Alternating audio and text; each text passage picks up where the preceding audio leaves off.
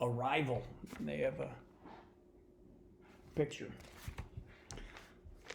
The one and only Ivan. The new neighbor arrives after the 4 o'clock show. When the truck comes lumbering toward the parking lot, Bob scampers over to inform us. Bob always knows what's happening. He's a useful friend to have, especially when you can't leave your domain. With a groan, Mac lifts the sliding metal door near the food court, the place where deliveries are made. A big white truck is backing up to the door, belching smoke. That's a great way to put it. So it's big puffs of smoke. When the driver opens the truck, I know that Stella is right. A baby elephant is inside. I see her trunk poking out from the blackness. I'm glad for Stella, but when I glance at her, I see she's not glad at all. Stand back, everyone, Mac yells. We've got a new arrival. This is Ruby, folks. 600 pounds of fun to save our sorry butts. This gal is gonna sell us some tickets. Mac and 2 men climbed into the back cave of the truck.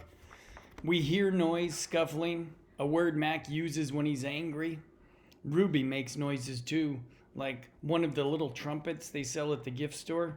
Move, Mac says, but still there's no Ruby. Move, he says again. We haven't got all day. Inside her domain, Stella paces as much as she's able. She steps 2 steps one way, 2 steps the other.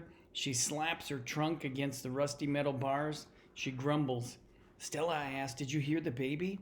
Stella mutters something under her breath, a word she uses when she's angry. Relax, Stella, I say. It will be okay. Ivan, Stella says, it will never, ever be okay. And I know enough to stop talking. Stella helps.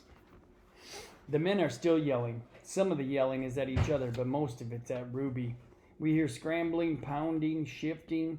The side of the truck shudders. I'm starting to like this elephant, Bob whispers. I'm getting the big one, Max says.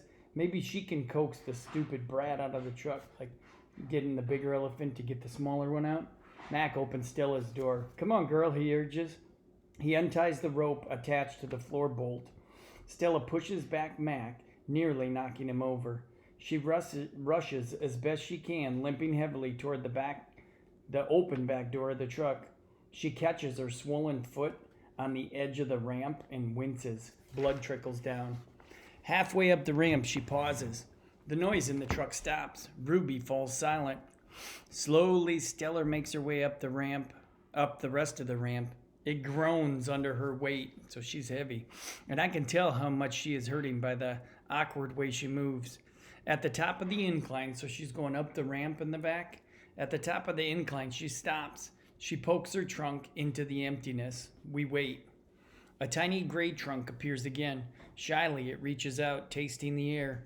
Stella curls her own trunk around the babies. They make soft rumbling sounds. We wait some more. A hush falls over the entire Big Top Mall. Thud, thud, step, step, pause, pause. And there she is, so small she can fit underneath Stella with room to spare. Her skin sags and she sways unsteadily as she makes her way down the ramp. Not the greatest specimen, not the best looking animal, Max says, but I got her cheap from this bankrupt circus out west. They had her shipped over from Africa.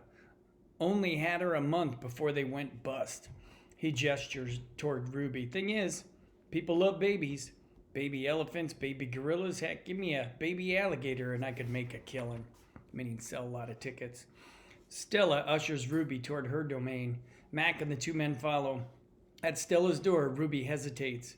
Mac gives Ruby a shove, but she doesn't budge. Doggone it, get a clue, Ruby, he mutters, but Ruby isn't moving, and neither is Stella. Mac grabs a broom, he raises it. Instantly, Stella steps in front of Ruby to shield her. Get in the cage, both of you, Mac shouts. Stella stares at Mac, considering. Gently but firmly, using her trunk, she nudges Ruby into her domain. Only then does Stella enter. Mac slams the door shut with a clang. I see 2 trunks entwined, so like hooked together. I hear Stella whispering. Poor kid, says Bob. Welcome to the Exit 8 Big Top Mall and Video Arcade. Home to the one and only Ivan. Old news. When Julia comes, she sits by Stella's domain and watches the new baby. She barely talks to me. Stella doesn't talk to me either. She's too busy nuzzling Ruby. She's cute, little Ruby, with her ears flapping like palm leaves, but I am handsome and strong. Bob trots a circle around my belly before settling down in just the right spot. Give it up, Ivan, he says. You're old news. Julia gets out a piece of paper and pencil. I can see that she's drawing Ruby. I move to the corner of my domain to pout. Bob grumbles. He doesn't like it when I disrupt his naps. Homework, Julia's father scolds. Julia sighs and puts her drawing aside. I grunt and Julia glances in my direction. Poor old Ivan, she says. I've been ignoring you, haven't I? I grunt again, a dignified, indifferent grunt. Julia thinks for a moment, then smiles. She walks over to my domain, to the spot in the corner where the glass is broken. She slides papers through. She rolls the pencil across my cement floor. You can draw the baby elephant too, Julia says. I bite the pencil in half with my magnificent teeth. Then I eat some paper. Tricks. Even after Julia and her father leave, I try to keep sulking, but it's no use. Gorillas are not by nature pouters. Stella, I call. It's a full moon, did you see? Sometimes, when we're lucky, we catch a glimpse of the moon through the skylight in the food court. I did, Stella said. She was whispering, and I realized that Ruby must be asleep. Is Ruby all right, I asked. She's too thin, Ivan, Stella says. Poor baby. She was in that truck for days. Mac bought her from a circus, the same way he bought me, but she hadn't been there long. She was born in the wild, like us. Will she be okay, I ask? Stella doesn't answer my questions. The circus trainers chained her to the floor, Ivan.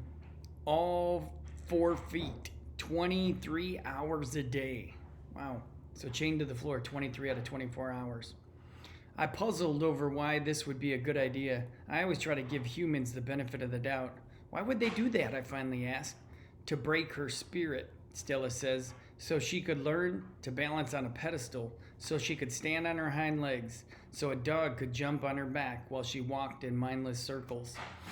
I hear her tired voice and think of all the tricks Stella has learned.